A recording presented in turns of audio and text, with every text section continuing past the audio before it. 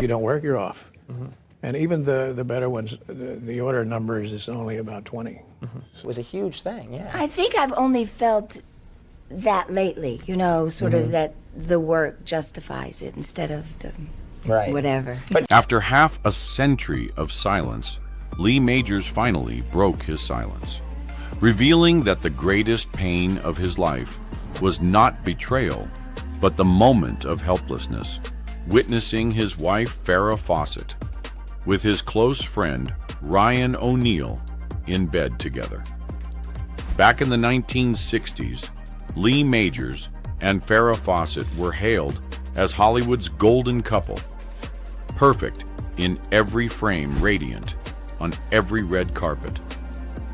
But behind that glittering facade were cold, empty nights, unanswered phone calls, and suffocating silences.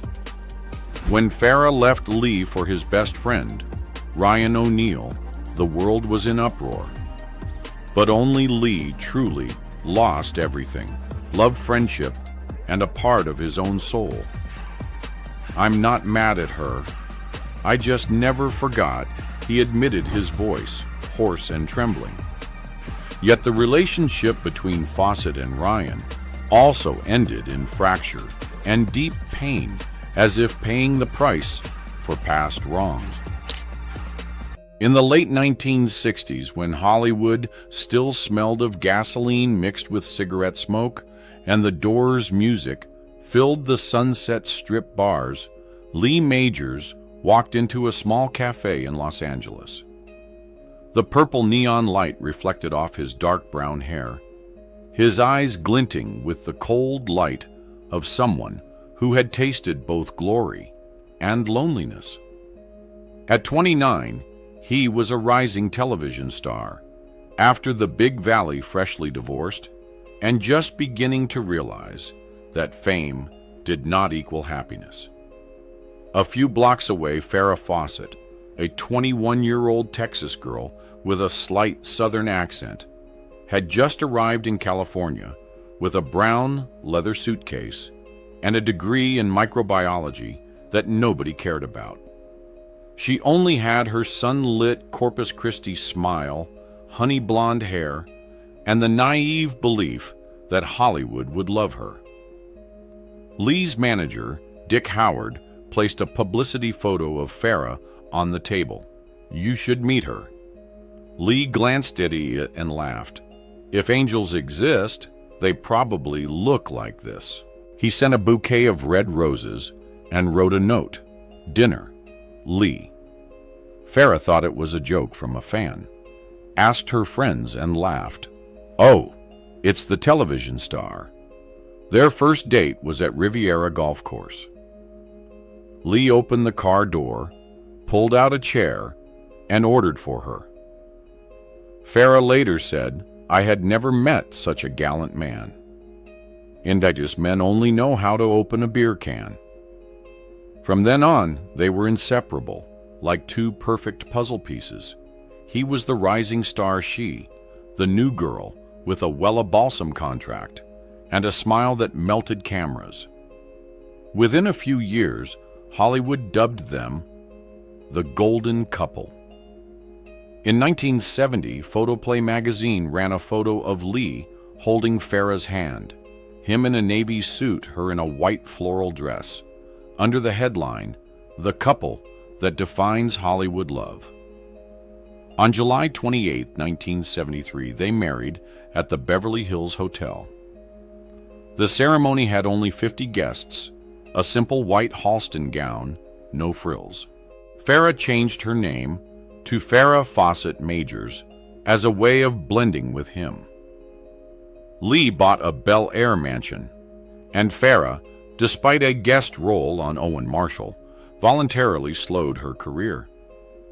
She turned down Logan's Run, only accepted a minor role on her husband's The $6 Million Man, learned French cooking, and hosted Hollywood parties. "Lee wanted me at home," she said. "He was the pillar. I was the keeper of the flame." That was 1974 when Lee became the $6 Million Man, and Farrah happily became Mrs. Majors. But the flame began to dim when Farrah signed a poster contract with Pro Arts in 1975. The red swimsuit photo hair in voluminous curls, radiant smile, selling 12 million copies in a single year, became the most widely displayed image in America, surpassing even Elvis. Even before Charlie's Angels aired, America already knew the Farrah hair. Then on September 22nd, 1906, the first episode of Charlie's Angels aired 59% of American households glued to their screens. Farrah, as Jill Monroe, ran along the beach, gun in hand, red bikini blazing, becoming a global sex symbol overnight. The magazine called it the Farrah phenomenon. Meanwhile, Lee, still the television superhero, was suddenly overshadowed. Schedules became the enemy. Lee filmed at Universal Studios Farrah, flew to New York, somebody killed her husband, then Malta, with sunburn, then across America with the Cannonball Run. They communicated via phone letters and wilted roses in suitcases. Lee once told US Magazine in 1980, "In 1907, I saw my wife twice. Once at LAX, once at home for 3 days. We were like two ships passing in the night." Farrah recalled, "I called him at 3 a.m. from a hotel in Rome. He was asleep. I cried, but I didn't know why. Geographical distance bred emotional distance." Farrah began to feel confined in the role of the perfect wife. She studied acting with Lee Strasberg, rejecting traditional roles. From there, the deepest shadows of their marriage began to surface. In an interview years later, Lee admitted that maintaining a relationship between two celebrities was nearly impossible. He said, his voice slowing as he reminisced, "It was hard to get around. Back then we only had to deal with the paparazzi at large." There were no social media yet, but every outing was met with flashing cameras like a storm. They were surrounded by people who wanted to see the perfect couple, while inside, both were exhausting themselves trying to live up to public expectations. Farrah gradually felt emptiness in her own home. She testified in court in 1982 that after their separation, Lee occasionally stayed at their Beverly Hills house, but they no longer shared a bedroom. The spacious mansion, once echoing with laughter and jazz each night, now had only two tightly closed doors. Two people living under one roof, but separated as if in two worlds. Some nights they still accidentally touched, like after a fall party in autumn 1909. Even while separated, they shared a bed. Lee later recounted in court, a little embarrassed and sad, "Yes, we did share a bed that night. It wasn't a reconciliation, just a fleeting moment of memory, where they tried to grasp the warmth that had once been love. That embrace was perhaps the final goodbye no one dared to admit. The public still called them the perfect couple, a symbol of 1970s Hollywood. But they knew that behind those radiant smiles were long, silent nights, missed calls, and letters never sent. They had to perform even in real life, play the happy role because the public demanded it. And like all performances that last too long, it caused the real people inside to gradually wither. In July 1969, they announced their separation. 10 months later, Lee Majors filed for divorce. On February 16, 1982, the court officially ended the marriage once considered an icon. Property disputes added bitterness to the Beverly Hills home. Once their sanctuary became a battlefield. Farrah insisted it was our house, while Lee claimed he bought it before the marriage. Ultimately, the court ruled it was joint property, as both had invested and built it, though the love within had shattered. The most heartbreaking moment came when the public witnessed, in a strange instance, during the first court hearing, Farrah stepping forward to kiss Lee on camera. A brief, unexpected kiss stunned reporters and lawyers. They were separated, disputing property, yet in that instant, perhaps she only wanted to kiss the man who once held her hand on the red carpet, who called her my angel. Though the ending was set, love did not entirely vanish. It transformed into quiet, painful memory. Years later, Lee Majors said in an interview, "I still loved Farrah, and I always will." After the February 1982 court session, when the gavel fell and the word divorced echoed coldly, both remained silent. Farrah left with large sunglasses, and Lee lingered a few seconds longer, as if to ensure it was truly over. But outside, under the flashes and headlines, Hollywood's golden couple falls apart. No one saw the storm of emotions swirling inside them. They didn't just lose each other, they lost the best versions of themselves. Two people who once held hands at Riviera Golf, believing their love could withstand everything, even Hollywood. Yet behind that separation were not only tears, but a tempest. Farrah had concealed a terrible truth.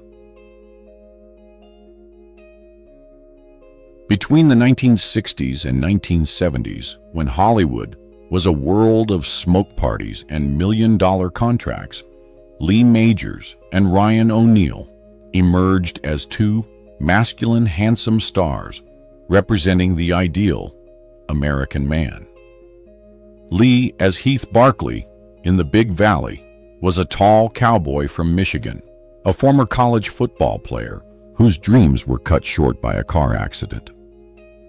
Ryan was famous as Rodney Harrington in Peyton Place, and later as Oliver in Love Story. The Playboy, also an amateur, bore with an 18-4 record.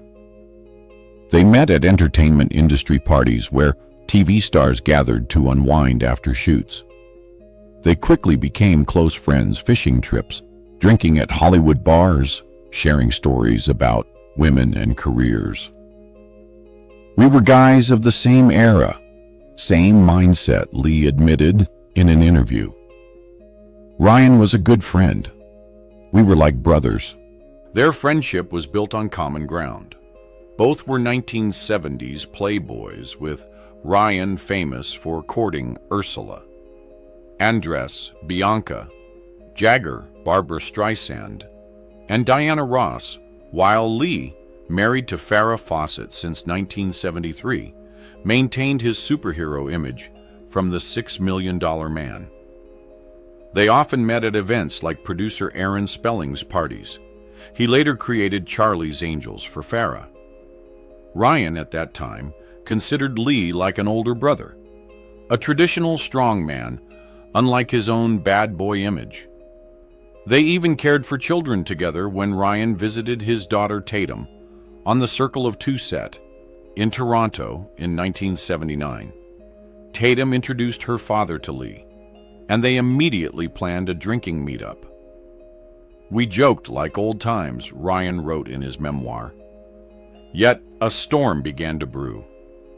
In autumn 1979, Ryan O'Neal was in Toronto visiting Tatum when he coincidentally met Lee Majors, who was filming The Last Chase in Canada.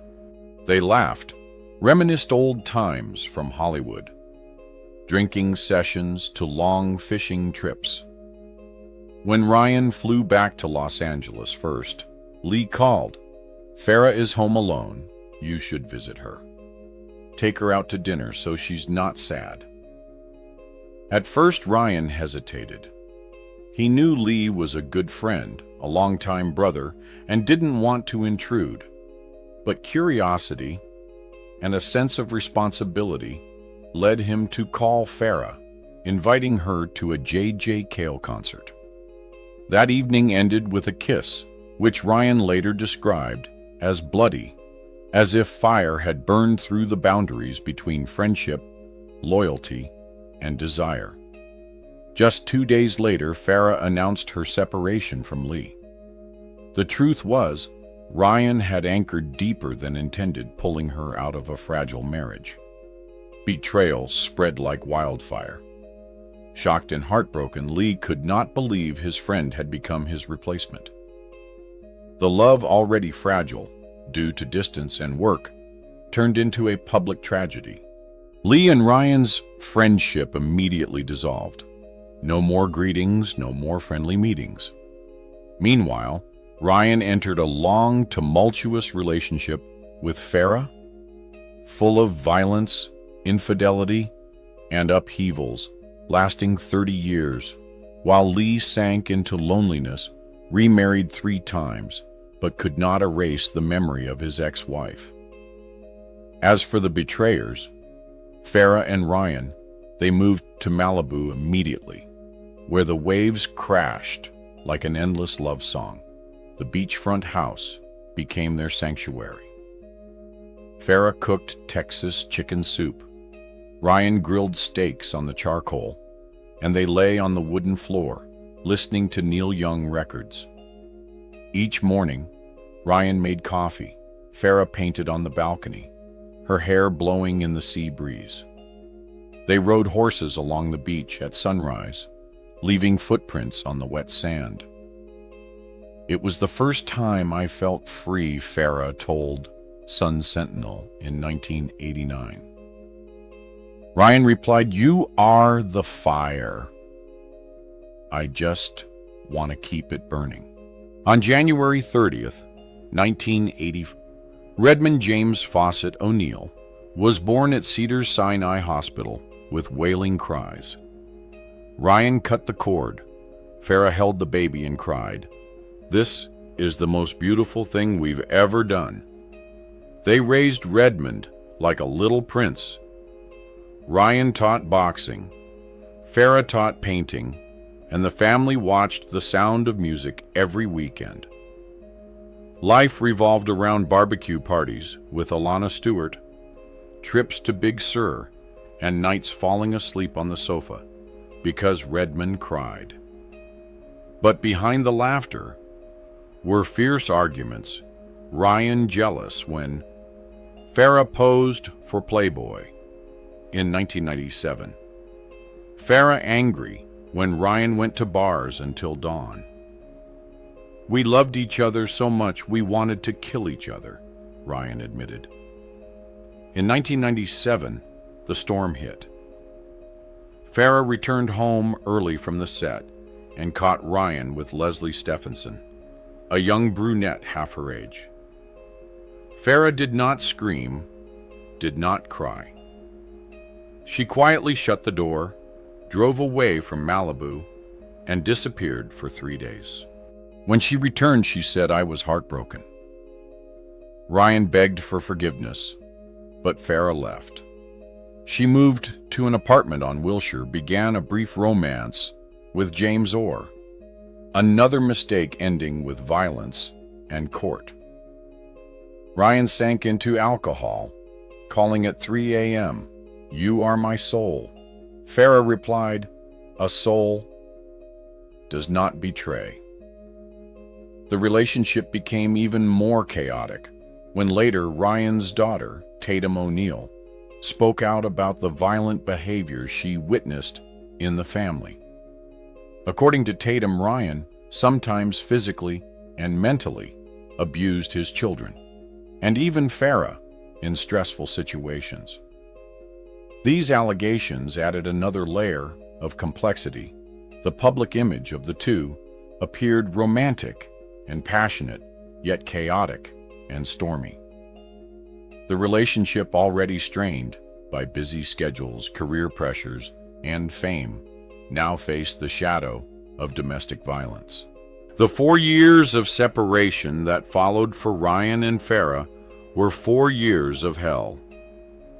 Ryan wandered through bars. Farrah acted in television shows to forget.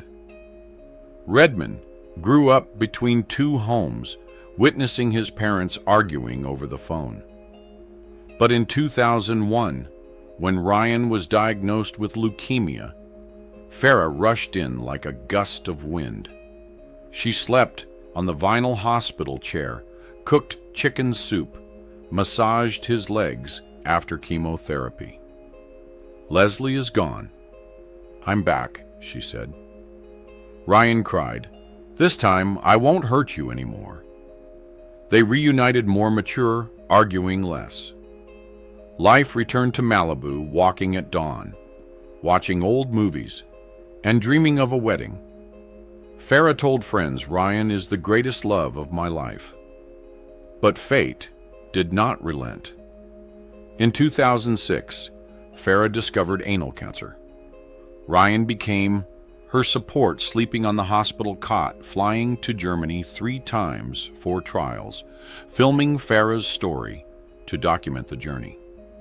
They laughed through tears. "We beat your cancer. Now it's my turn."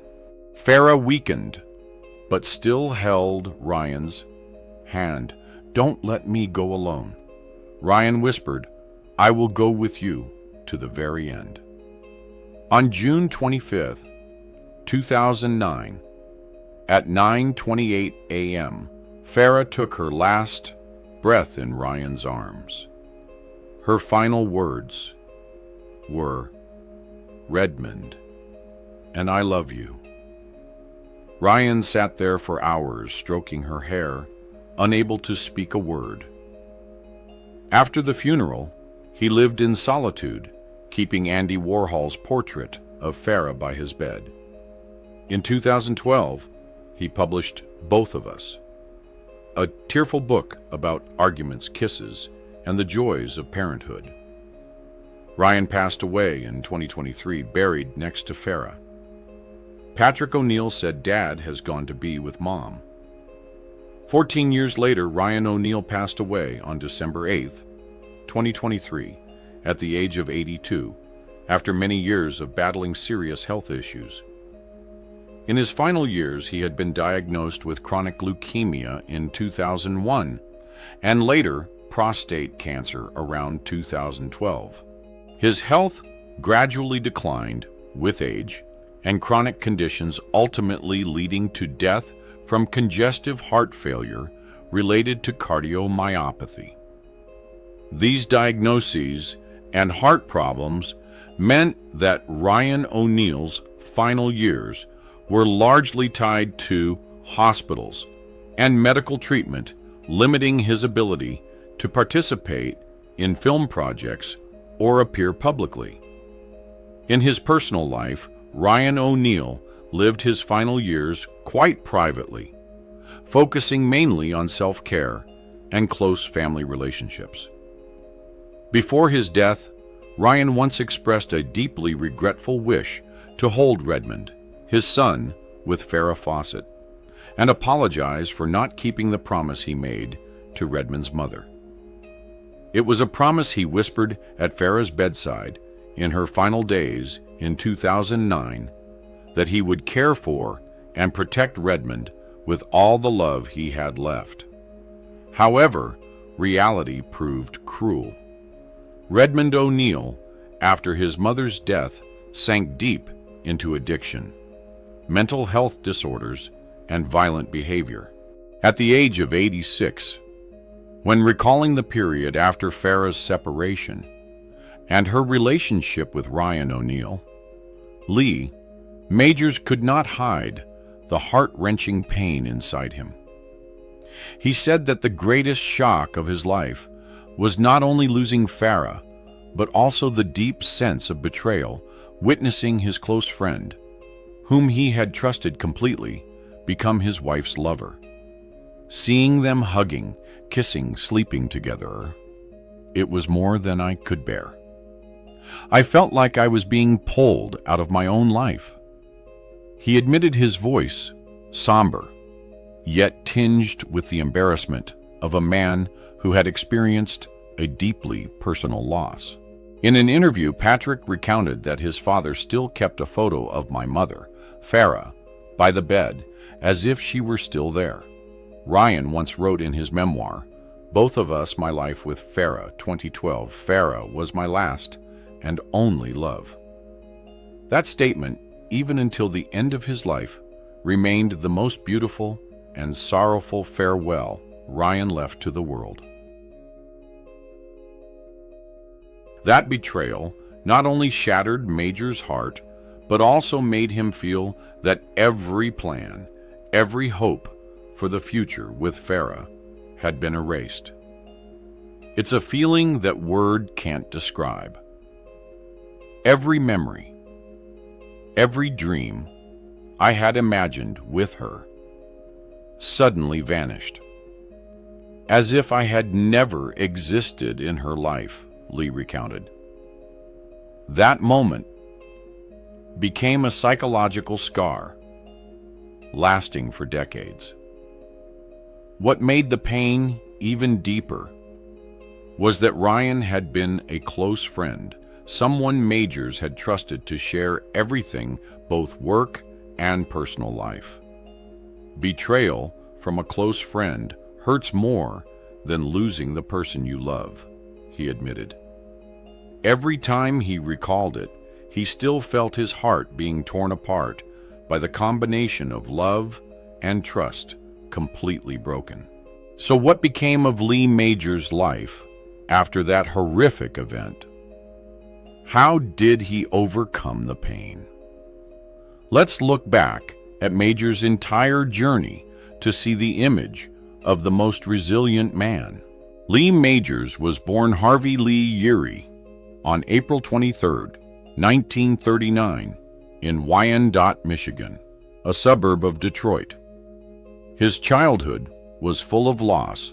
His father died in a steel mill accident before Lee was born, and his mother died in a car accident when he was only 18 months old. After this tragedy, Lee was adopted by his uncle and aunt, moving to Middlesboro, Kentucky, where he grew up and attended Middlesboro High School.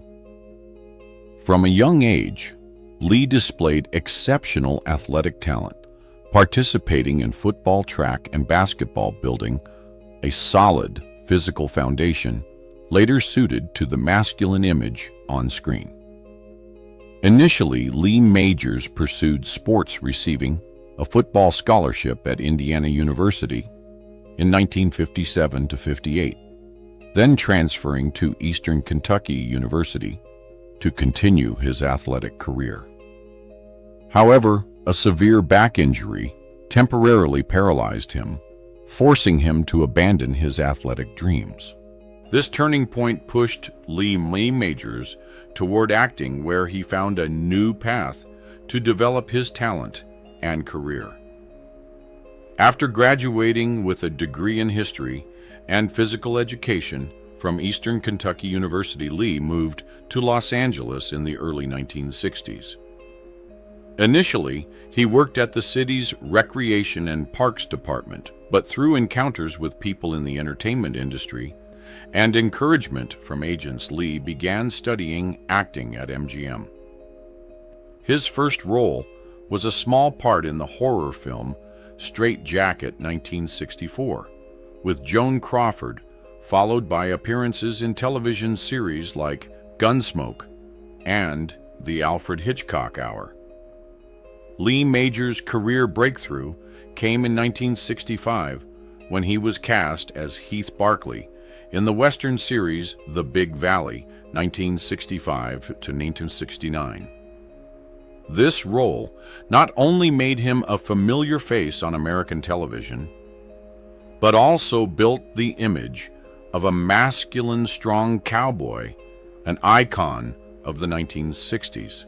Heath Barkley's Success opened opportunities for Lee to continue developing his television and film career. After The Big Valley ended, Lee Majors played Jess Brandon in Owen Marshall, Counselor at Law, 1974. But the role that made him an international icon was Colonel Steve Austin in The $6 Million Man, 1974-1978. The character of Steve Austin, a former astronaut severely injured, rebuilt with bionic parts, and becoming a television superhero, made Lee a global phenomenon, famous in over 70 countries, and established him as the $6 Million Man figure in popular culture. In the early 1980s, Lee Majors continued building his television career with the role of Colt Seavers in The Fall Guy, 1981 to 1986, a stuntman and bounty hunter. This series solidified his industry status and helped him maintain a stable television career, while also proving his enduring appeal to new generations of viewers. These roles showed that Lee Majors always knew how to choose projects suited to his image and style. Alongside television projects, Lee continued appearing in films and guest roles in many modern series from the 1990s to 2000s, including Keaton's Cop, 1990, and Big Fat Liar, 2002. His career spanned decades, demonstrating adaptability across genres from action to comedy, from westerns to science fiction. Lee Majors' image became a cultural icon, associated with strong, memorable television hero roles. From a childhood full of loss, Lee Majors turned early hardships into motivation to build an acting career, creating a masculine and strong on-screen persona. Alongside his career, he experienced a tumultuous marital life, marrying 4 times. His first marriage was to Kathy Robinson, also known as Thelma Kathleen Kathy Robinson, from 1961 to 1964. This marriage ended when Lee was very young, just entering Hollywood, and the pressures of his career, along with youthful immaturity, contributed to irreparable cracks. From this relationship he had a son, Lee Majors II, born in 1962, who later pursued an artistic path to some extent. His second marriage was to Farrah Fawcett from 1973 until their divorce in 1982. This was the period of Majors' life most scrutinized, as their love was once considered Hollywood's perfect couple. However, busy schedules and public pressure drove them apart. They had no children together, but the relationship left a deep mark on Lee, witnessing Farrah's emotional rift and her subsequent relationship with Ryan O'Neal. Lee admitted that losing Farrah was the greatest shock of his life, feeling as if he had lost the future and the plans he had envisioned. After divorcing Farrah, Lee Majors entered his third marriage with Karen Velez, a Playboy model from 1988 to 1994. This marriage marked a different stage of his personal life, as Lee was globally famous as Steve Austin in The $6 Million Man. From this marriage, Lee had a daughter, Nikki Majors, and twin sons Dane and Trey Majors. Although Lee devoted much effort to his career, he also tried to balance his role as a father, but marital pressures and personal conflicts ultimately led to divorce. Lee's fourth and final marriage was to Faith Majors, born Faith Cross, on November 1st, 2002. Lee shared that after several failed marriages, he finally found stability and peace with Faith, showing that previous experiences had helped him mature and appreciate current happiness. Faith became a partner who supported Lee not only personally, but also during the later years of his career, helping him balance work and family. Despite many emotional ups and downs, Lee Majors always tried to maintain good relationships with his children. With Lee Majors' young Nikki, Dane, and Trey, he remained a caring father, guiding them in life and, when possible, in their careers. This shows that beyond his screen, heartthrob image, Lee is also a responsible father, attentive to his family. Lee Majors currently lives with Faith. Majors maintains strong relationships with his children and enjoys family life. Lee once said that with Faith, he finally found a place of peace in his personal life, and her presence helps him maintain balance between family and work. Regarding health, Lee Majors remains fairly sharp, but his body bears the effects of years in action films. Roles like Steve Austin in The $6 Million Man or Colt Seavers in The Fall Guy required continuous physical activity, leading to long-term knee and shoulder injuries. He shared that his knees accumulated significant fluid, requiring multiple treatments, and maintaining fitness at age 86 demands a reasonable exercise and lifestyle regimen. Nevertheless, he has refused joint replacement surgery, choosing lifestyle adjustments to keep his body active. Lee Majors maintains light exercise routines and strives to live healthily, including walking, stretching, and age-appropriate workouts. He once said that although age has changed his body, he still feels youthful in spirit and does not want to slow down, seeing physical activity as a way to preserve health and mental clarity. This is also how he keeps his passion alive when occasionally participating in cameos or television projects suited to his image and health. Beyond family and health, Lee Majors remains attentive to his career legacy. He occasionally appears in interviews about classic television, sharing experiences and memories of iconic roles like Steve Austin. Although no longer starring in major projects, his appearances still attract attention from fans of multiple generations. At 86, Lee Majors finally opened up about the pains of the past about Farrah Fawcett, the wife he still called the greatest love of my life, and about Ryan O'Neal, the close friend who entered Farrah's life. He acknowledged that betrayal had once shattered him, but also shared that time and experience helped him find peace.